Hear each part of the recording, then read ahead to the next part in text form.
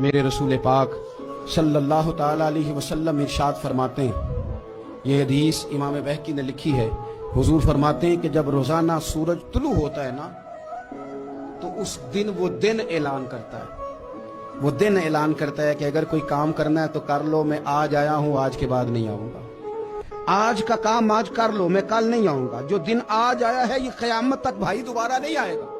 जिसकी आज तिलावत रह गई, जिसका आज दुरूद पाक रह गया, जिसने आज सजदे न किए माज़अल्लाह रह गए उसके, जिसने जो खैर करनी थी आज के दिन ना कर सका तो रह गई।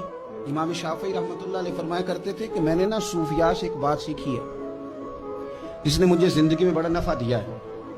आप फरमाया करते थे कि सूफिया कहते हैं कि वक्त एक तलवार है, या तो तुम इसे अपने बस में कर लो, और अगर तुमने इस तलवार को ना थामा तो ये वक्त एक ऐसी तलवार है फिर ये तुम्हें काट देगा।